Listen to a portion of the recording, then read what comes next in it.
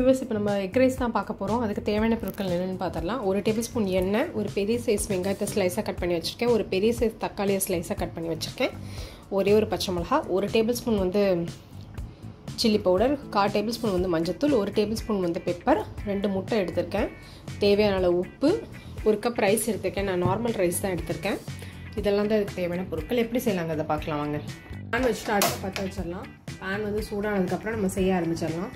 இப்போ பேன் வந்து சூடாகிடுச்சு. 1 table spoon எண்ணெய் ஊற்றிக்கலாம்.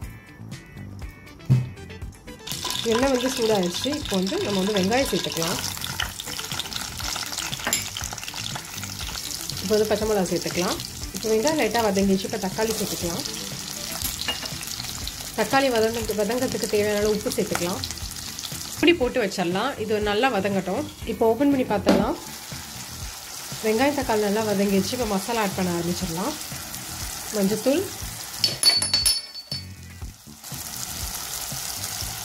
பெப்பர், அப்புறம் மிளகாய் தூள். இப்போ மசாலாலாம் நல்லா வதங்கிடுச்சு. இப்போ வந்து முட்டையை சேர்த்துக்கலாம். சேர்த்துட்டு நல்லா வந்து பிரட்டி விட்டுக்கலாம். பாருங்க,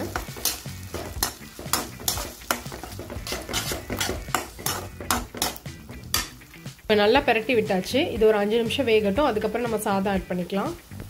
இப்போ வந்து நம்ம ரைஸ் ஆட் பண்ணி நல்லா மிக்ஸ் பண்ணி விட்டுருங்க. நல்லா மிக்ஸ் பண்ணி விட்டுறலாம்.